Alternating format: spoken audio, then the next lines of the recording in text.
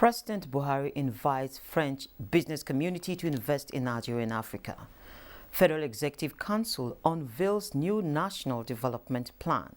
Securities and Exchange Commission SEC urges corporates to leverage on Islamic capital market. Plus oil prices steady as U.S. consumer prices surge at the fastest pace since 1990.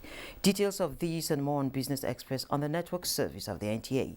We're reaching you from Abuja, Nigeria's capital. I'm Leah Kating Babatunde. You're welcome.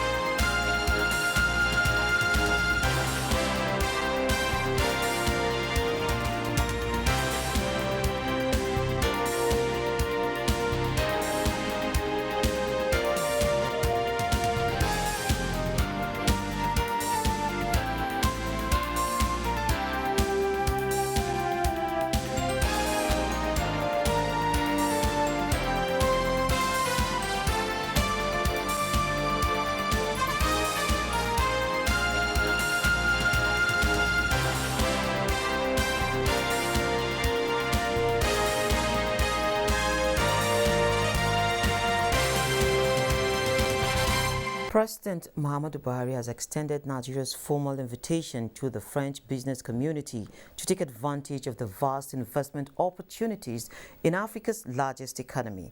He gave the assurance that the nation's investment-friendly policies are not only backed by the rule of law, practical security initiatives and a resilient population, but obstacles to access and retention of foreign direct investment will also be eliminated. This was while addressing the inaugural session of the Nigeria International Partnership Forum in Paris, France. Let me finally stress that Nigeria is open for partnership and cooperation. As our development partners, rest assured that we will stand together with you throughout our partnership journey to guarantee our mutual interests. I can assure you that our administration is on the right path to achieving multi-sectoral progress. We have revitalized the economy by increasing investments in capacity building, health, infrastructure, women's empowerment, climate change, and food security. The Federal Executive Council this Wednesday at its meeting approved a new National Development Plan 2021 to 2025, which now replaces the Economic Recovery and Growth Plan ERGP 2017 to 2020. The plan is underpinned by a macroeconomic framework which projects an average real GDP growth of 5% per annum and costed to have an investment size of 348.7 trillion naira over the 5 years plan. And immediately we get this plan launched, we will be continuing the work on the longer term plan, which is the Nigeria Agenda 2050. And this is to make sure we don't have a vacuum going forward. One of the downside that we learned from the ERGP, or complaints that came from people, was that it wasn't inclusive enough, it wasn't participatory, and that people saw it as a federal government plan. So deliberately for this National Development Plan 2021 to 2025, the issue of no one being left behind was. In another development, the Central Bank of Nigeria, CBN, has unfolded a plan to revamp the nation's manufacturing sector through the provision of single-digit credit facilities. CBN's Governor Godwin Emefiele, who stated these at the Nigeria International Partnership Forum in Paris, France, said the nation's reserves are growing positively. He appealed to foreign investors to come to Nigeria for greater returns on their investments. Emefiele also said with private refineries refineries coming on board soon, the pump price of petroleum motor spirit (PMS) will become competitive and affordable.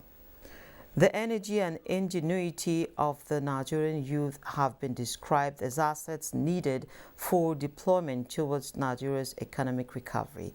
Coming from a recent World Bank report which states that 74% global growth of youth population aged 18 to 23 will be majorly in Nigeria, the Center for Strategic Leadership and Youth Orientation is brainstorming on gaining the right skill sets for transformational leadership and wealth creation for youths from across Nigeria.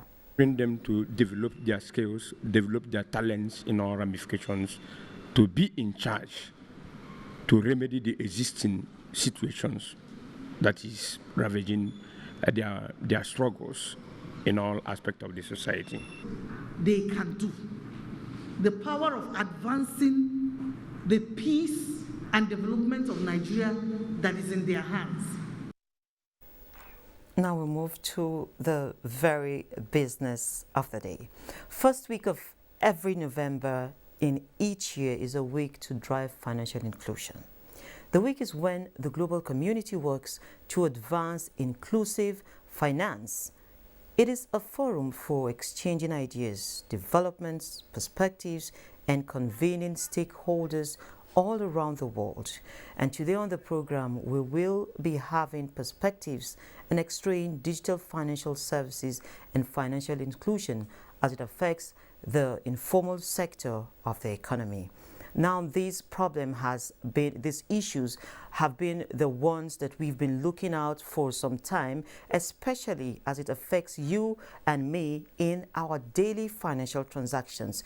And so our guest is Yusuf Adeni Adeyomo, National Program Director, Association of Mobile Money and Bank Agents in Nigeria. He is an experienced lecturer, entrepreneur, and digital financial services expert. He joins us from Lagos. You're welcome to the show this morning. Good morning, and thank you for having me. Great. So, Yusuf, could you tell us, the Central Bank of Nigeria, SMIDAN, and a good number of institutions and agencies are leading campaigns for digital financial inclusion of women and youth, most especially in Nigeria. How well is the country performing in this regard? Can we get your assessments? That's fine. As a Nigerian, since when we say we roll out the national financial inclusion strategy since 2020, since 2012, it has been a great player that we have tried to drive, but we have not been able to achieve it as at 2020. But I think we have been able to review it, go back with all the stakeholders to move on to achieve this by 2023. As at now, some regions have done better. If you look at the southwest Nigeria, we have close to 64 financial inclusion rate in that place, which is the highest. And then if you go to south, that we have 60%, same with southeast.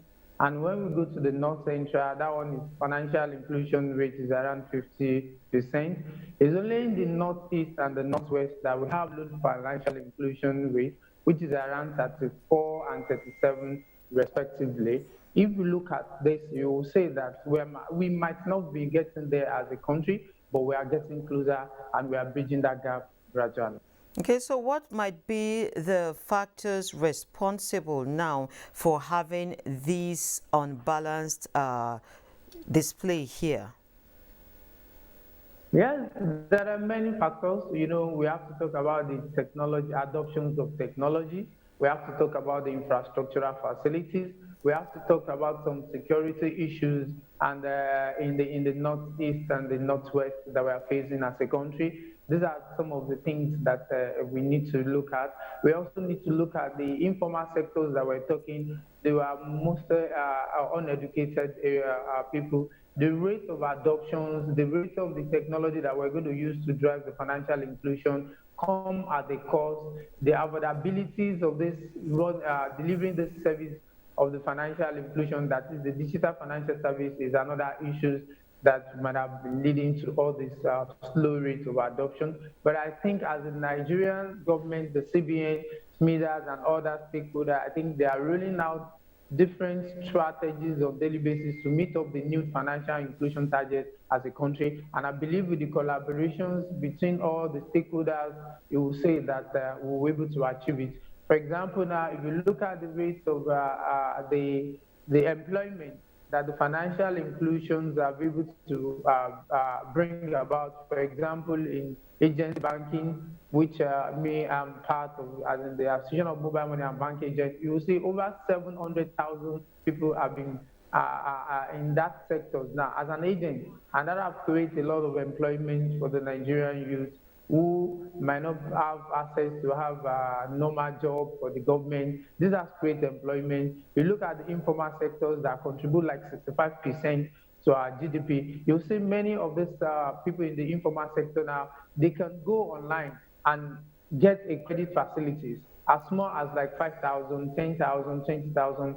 Gradually, we are getting there. And I think with all the stakeholders coming on board, looking at the issues, the gap, and then we're able to get a new target of 2023, I think we're able to achieve a very good result as a Okay, nation. so let me come in here now. We're looking at these gaps, and then we have a global trend now. What is the place of financial inclusion in solving the impact of the devastation to livelihoods and businesses brought about by the COVID-19 pandemic? Fine, we can look at it from the two sides. The digital financial service and financial inclusion has really helped us, and is even one of the instruments that reduce the problem of effects of COVID-19 as a nation. If you look at the transaction record during the COVID-19, you see we use most of this agents and this financial inclusion platform to reach out to the people even within our communities in the last mile. However, in terms of the business, there's a great impact that the COVID-19 has really affected people when we look at it about their laws. They could not be able to open, especially those informal sector, they cannot go in a digital way. Definitely, there's a great impact because they will not be able to open their shop. There's no way they will be able to do digital transfer of their transactions like other people that have digital, that have technology to drive their transactions. You will see from this, it will really have a great impact on the informal sectors and in the business generally over in the world. However, I think with the government coming with some loan facilities, the banks are also coming up with little loan facility to just relieve the effect of this COVID-19. I think government needs to do more to allow more funds to go to these informal sectors and get to them at the minimum level without much interest. I know, like some of the federal government that looks at these areas, they are giving single-digit interest, and this has helped some informal sectors and the business. Okay, if I may come in, the numbers. If I may come in, can I just interrupt you a bit? You earlier mentioned about 700,000 mobile money agents, and of course that is your community. But we have a rising case now, issue, which is the cases of people reporting unauthorized deductions and debits, as well as unexplainable bank charges. Now, these issues are mounting. People are getting debits. They say, oh, a POS somewhere has debited you. How is this helping to encourage the unbanked? Is it not discouraging when you look at the broader picture that we're having to deal with issues of scams? I'll find, as for every business, but for every innovation, there will always be some challenges, and the fraud have been in the financial sector even before this all these digital financial. But what I can tell you is that it's notable, and it's something that we can solve. As far as we are concerned, from my association, we have been trying to do more awareness between the customers, the agents, and everybody in the stakeholders, protections of your PIN. I can tell you that if you protect your PIN very well, if you do due diligence transaction in certified agents by SANEF. There's what we call SANEF. There are a lot of agents nowadays that some people don't know about this. One of those things that we're advocating as an association, from Association of Mobile Money and Bank Agents in Nigeria, that we're engaging the stakeholder, is to make sure that we need to find the agents that are running this business, so as we can able to identify the people that are doing the bad from the good. That's the first thing. The second thing is that the customer that's also doing transaction should be able to know and should be able to do their transaction with a certified agent. If we're able to do this one, it will reduce drastically. However, the security agents and the CBN, the regulator, will also need to come into this space as we are growing. You know, you can't do things alone as an association or maybe in the society. There will always be some criminals. There will always be some people that want to take advantage of the people, and then we just need to go after this. But with certifications of the agent, and then customer knows the right agent to go and do their transaction, there's no problem. On the debit, I think there's a need for more customer orientations, whereby if there's a debit from the agent, you can't get your money if it is a decline. The right things and the rule is for you to go to your bank, and then lodge the complaint. When you lodge the complaint, they know the way to do it. But most times in Nigeria, some people in this sector can tell you that it is from the agent. Go back to the agent. Agent will say go to the bank. This is where the issue. But I think the CBN has also done a very great things about this. There's a customer desk whereby if there's any issue between agents or let me just take this last one, if you can summarize it, since you're talking about the CBN now, perhaps in 30 seconds. What is the place of the e-Naira in driving this strategy? Yes, it's going to be an added advantage, especially to the youth. If you look at the way the Nigerian adopt cryptocurrencies, we are top in the world, around 33% thereabout, if I'm not making a mistake. And then if the government now introduce e-wallet, I think it will go into particular sectors, which we are talking about the youth because of their technology drive. And I think it's going to have more impact and also drive the financial inclusions within the Nigerian space. I'm hopeful that we'll get it right. Okay, thank you very much. I've been speaking with Yusuf Adeni Adeyemo, the National Program Director, Association of Mobile Money and Bank Agents in Nigeria. Thank you for having me. Yeah, thank you. Next is the story of Jane Chuku, who makes fruit juice for survival on surviving COVID-19, as put together by Olayin Kaojo.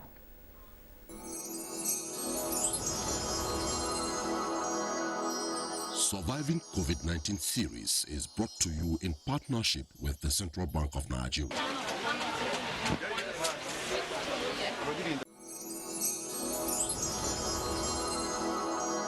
It's something I love. It's healthy, it's a natural drink, you know, and now I think people are getting used to it. People are loving natural drinks, so it's good.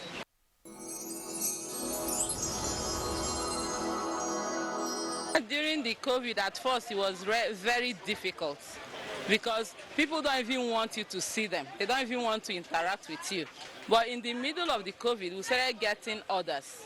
So we do home deliveries, we do online deliveries.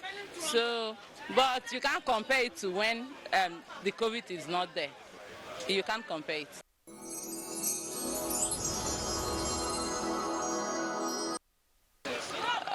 I would like to have an industry, a juice factory, an industry where I can produce juice.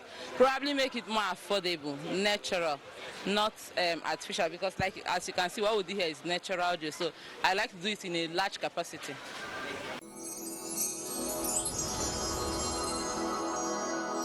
Surviving COVID-19 series is brought to you in partnership with the Central Bank of Nigeria. Oil prices are steady this Thursday after falling in the previous session on concerns of rising inflation in the United States, spurred by climbing energy costs, which may prompt the government to release more strategic crude stockpiles to drive down prices. Brent crude futures gained 0.4% to $82.95 a barrel, while WTI futures rose 0.4% to $81.63 a barrel. Analysts say crude prices are trying to find their footing after yesterday's slide, as runaway inflation in America is adding pressure on the Biden administration to tap the strategic petroleum reserves. Of course, let's move to the commodities markets.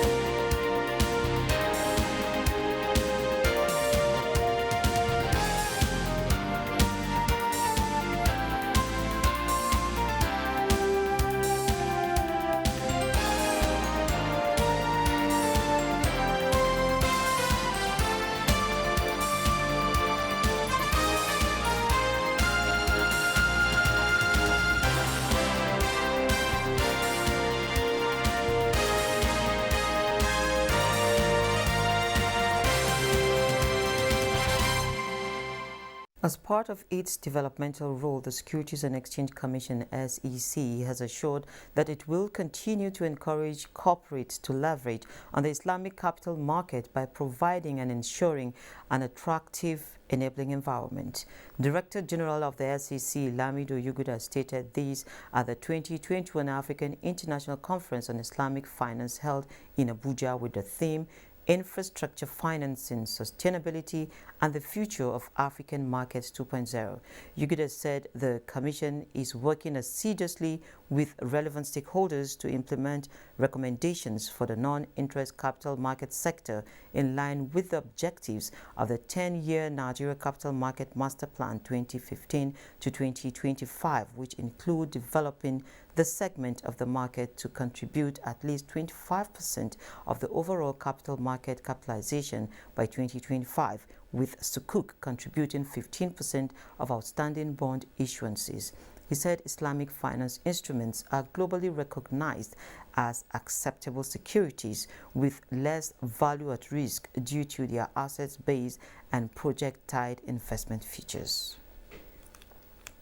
Investors in the stock market in Nigeria on Wednesday lost 12.14 billion naira as the NGX All-Share Index dropped by 0.05% as manufacturing sentiment turned negative. On the global scene, inflation fears pressured Asian stocks and buoyed the dollar at an almost 16-month high this Thursday. Pastor Abel has global market updates. Global markets are digesting the latest U.S. inflation data released on Wednesday, which showed that October's consumer price reading jumped at the hottest annual pace in more than 3 decades. U.S. stock futures were little change in early morning trading on Thursday, following a tech-driven sell-off on Wall Street. Dow futures rose just 4 points. S&P 500 futures and Nasdaq 100 futures both hovered in mildly positive territory. European stocks are expected to open flat to lower on Thursday as global markets digest the latest U.S. inflation data, which showed faster than expected price rises. The UK's FTSE Index is seen opening 4 points higher at 7,318. Germany's DAX 43 points lower at 16,019. France's CAC 40 down 22 points at 7,021. Asia-Pacific stocks were mixed on Thursday after data released overnight showed U.S. consumer inflation spiked in October.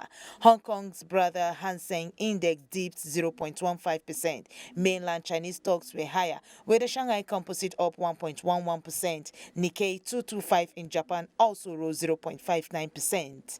No figures yet from African markets as at the time of this report. Boss Able, Business Express. Thank you, Bosse, and this is where we end this edition of Business Express. We value your feedback, so keep the comments, observations, and suggestions coming. Be informed that all previous episodes are available on YouTube on the NTA's channel. You can also get this episode on the same channel. Also, like our pages, follow us on social media. Business Express returns Friday by 3 p.m. I'm Leah Katun. Bye-bye.